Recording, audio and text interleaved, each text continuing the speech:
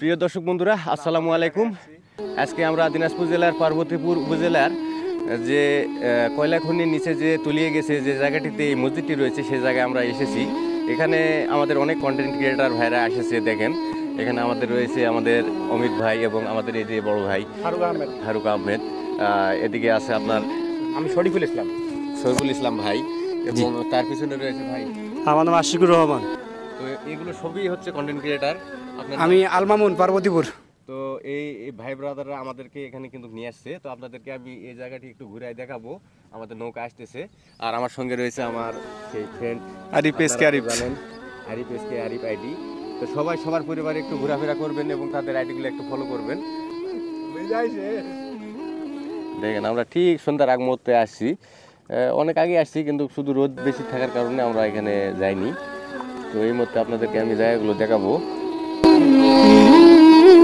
একদিকে মসজিদটি দাঁড়িয়ে রয়েছে, আরেকদিকে মনে হচ্ছে যেন ট্যাঙ্গুয়ার হাওড়ে নেমেছি। আমার ভিডিওর সামনে দেখতে পাচ্ছেন সেই মসজিদটি।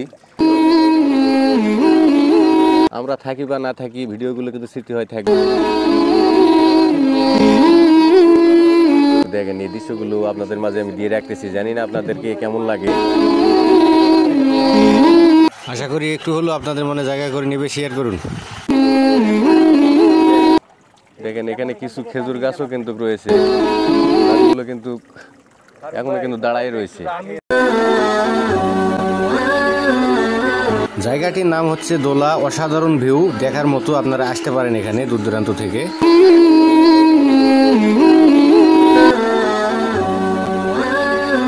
দেখুন মহান রব্বুল আলামিন কি না করতে পারে তারই একটি চিহ্ন। এই সেই মসজিদটি দেখেন স্মৃতি হয়ে রয়েছে এখানে সবকিছু কিন্তু।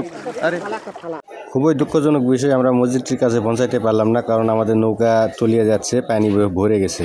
বন্ধুরা, আমরা এই জায়গা থেকে বর্তমান বিদায় নিচ্ছি। তো আমার পিছনে যে কন্টেন্ট ক্রিয়েটার ভাইরা রয়েছে সবাই আমাকে সহযোগিতা করেছে এবং এখানে আসার জন্য তারা রিকোয়েস্ট করেছিল, যার কারণে এসেছি। তো সবাই ভালো থাকবেন বন্ধুরা। আর প্রত্যেকেই আপনারা যারা আছেন আমার অডিয়েন্স, তাদের পরিবার একটু ঘোরাফেরা করবেন। সবাই কিন্তু কন্টেন্ট ক্রিয়েটার, তো সকলেই ভালো থাকবেন।